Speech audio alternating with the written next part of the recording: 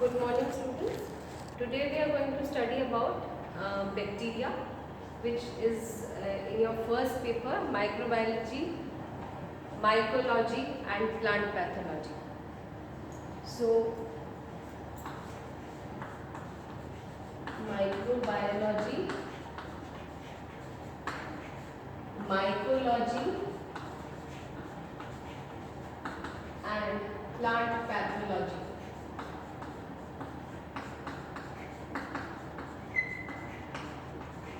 Today we are going to begin with microbiology. This whole is your first paper in botany in first year.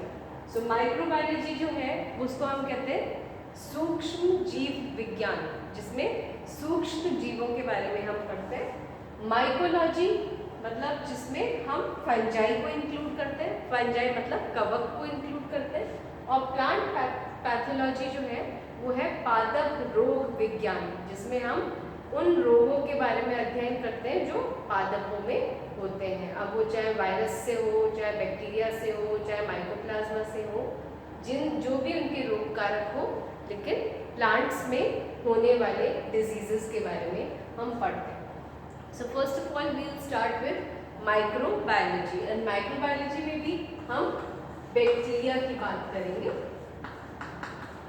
तो microbiology जो है वो सूक्ष्म जीव विज्ञान है, मतलब ऐसे जीवों के बारे में हम अध्ययन करते हैं जो सूक्ष्म जीव हैं, जिनको हम अपनी आँख से डायरेक्टली नहीं देख सकते, जो आकार में बहुत छोटे हैं। तो उसके लिए हमें माइक्रोस्कोप यूज़ करना पड़ता है, सूक्ष्मदर्शी यूज़ करना पड़ता है, तभी वो हमें दिखाई देते हैं, वरना हमें अपने नेकेड आई से वो दिखाई नहीं देते। तो उसमें वायरसेस आते हैं, बैक्टीरिया आते हैं, कुछ एल्गी भी आते हैं, फिर उसके अलावा माइकोप्लाज्मा होते हैं, प्रायॉन्स होते हैं, वायरॉन्स होते हैं, वायरॉइड्स होते हैं। ये सारी चीज़ें सूक्ष्म जीव विज्ञान में आते हैं। तो सबसे पहले हम ये देखें कि बैक्टीरिया, या जिसको हम हिंदी में जीवाणु बोलते हैं, होते क्या है। What are bacteria? Bacteria are prokaryotic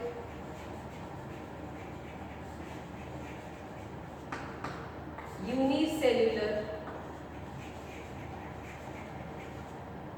micro organisms। ठीक है, prokaryotic unicellular micro organisms. Prokaryotic है, एक कोशिकीय है और सूक्ष्म जीव है। अब प्रोकैरियोटिक होता क्या है, आपको ध्यान होना चाहिए। कोशिकाएं या जीव जंतु जो होते हैं वो दो प्रकार के होते हैं, यूकैरियोटिक एंड प्रोकैरियोटिक। यूकैरियोटिक जो जितने भी हायर प्लांट्स, हायर एनिमल्स हैं वो यूकैरियोटिक हैं, जो प्रिमिटिव हैं वो प्रोकैरियोटिक है। बैक्टीरिया को इनिशियली थैलोफाइटा में रखा गया था। थैलोफाइटा के क्लास शाइजोमाइसिटीज में रखा गया था। ठीक है, थैलोफाइटा में आप जानते हैं कि एल्गी और फंजाई आते हैं, कवक और शैवाल आते हैं। उसी में एक क्लास शाइजोमाइसिटीज है जिसमें बैक्टीरिया को रखा गया था। लेकिन बाद में जब विटैकर ने 5 किंगडम क्लासिफिकेशन किया,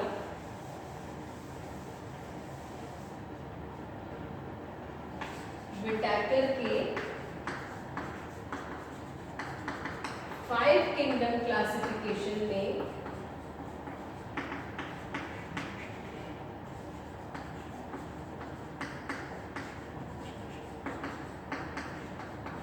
बैक्टीरिया को किंगडम मोनेरा में रखा जाता है। ठीक है, इस किंगडम मोनेरा में जितने भी प्रोकैरियोटिक ऑर्गेनिजम्स हैं वो आते हैं। ठीक है, ये प्रोकैरियोटिक होते हैं, ज्यादातर ये हेट्रोट्रॉफिक होते हैं।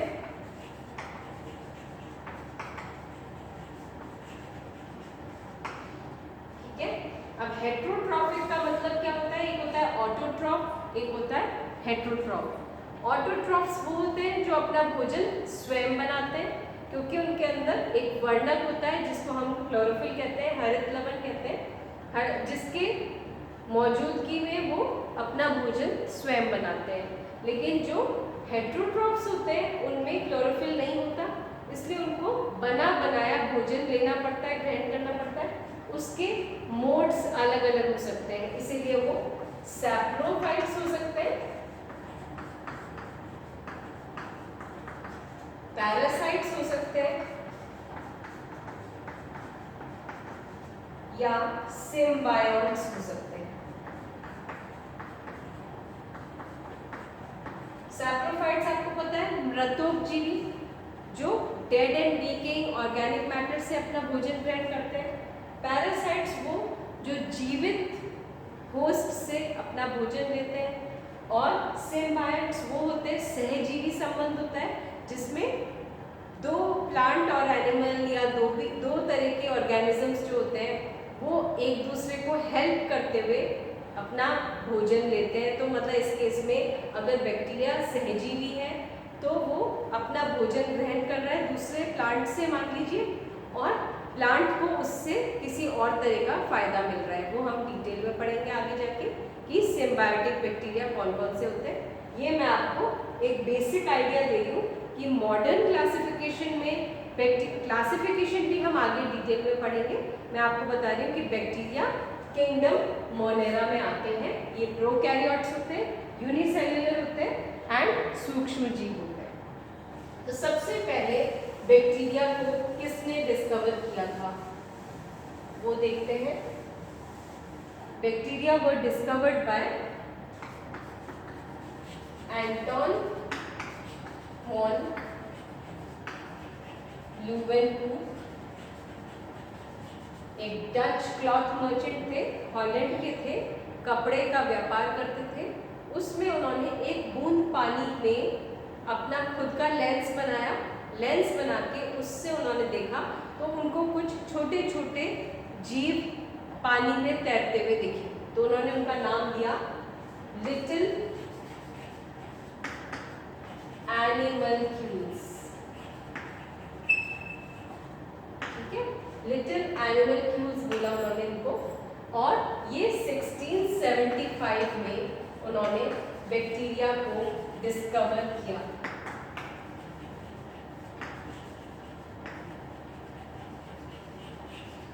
ठीक है, फिर कैरोलस लिनियस ने भी जब उनको स्टडी किया तो उन्होंने उनको नाम दिया वर्मीज।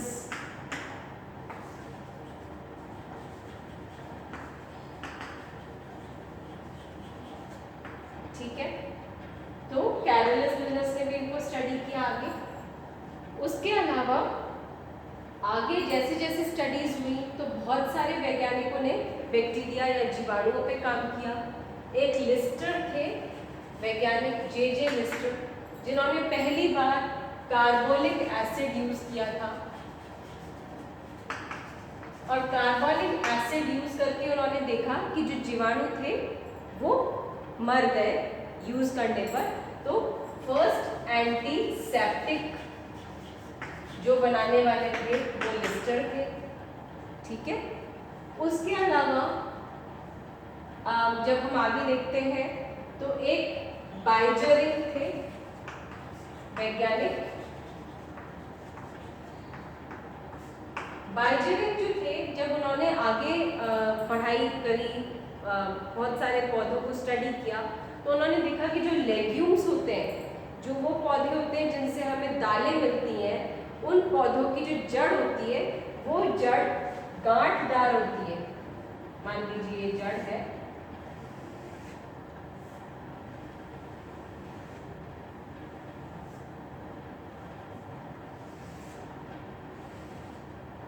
जड़ में गांठें या नोड्यूल्स पाई जाती हैं।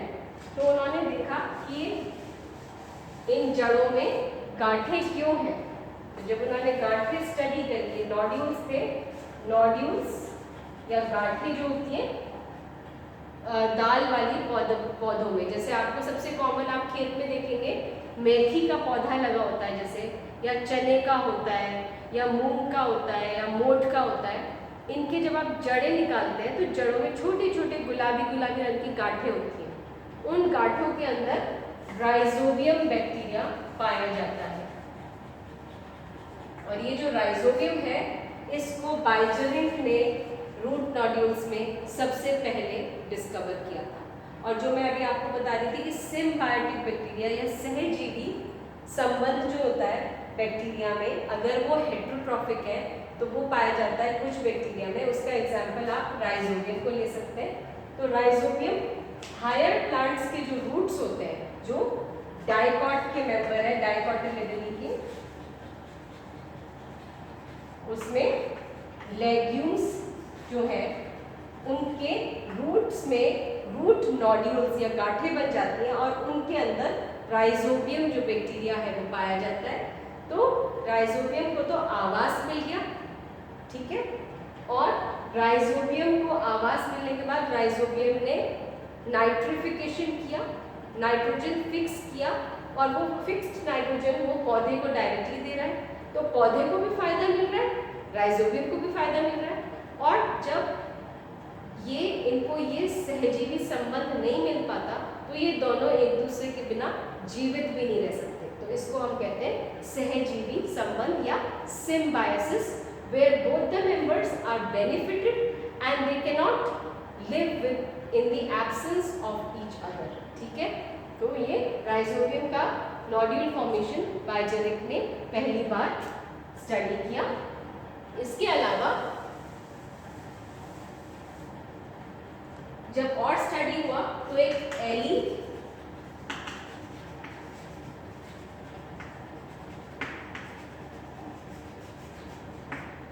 मेचनिकॉफ थे, उन्होंने स्टडी किया फैगोसाइटोसिस। फैगोसाइटोसिस एक फिनोमिनन है जिससे आपको पता है, जैसे हमारे व्हाइट ब्लड सेल्स होते हैं, व्हाइट ब्लड सेल्स किसी भी रोग कारक को जब रोग के जो इन्फेक्शन कॉजिंग ऑर्गेनिज्म एंटर कर जाते हैं हमारे बॉडी में, तो WBC जो होते हैं वो उनको एनगल्फ कर लेते हैं और उनको डिस्ट्रॉय करते हैं, मतलब एक तरह से हम कह सकते हैं खा जाते हैं। तो ये फैगोसाइटोसिस होता है ईटिंग अप। तो इसी तरह से जो फैगोसाइटोसिस का फिनोमिनन है वो एली मेचनिकॉफ ने स्टडी किया था इनमें।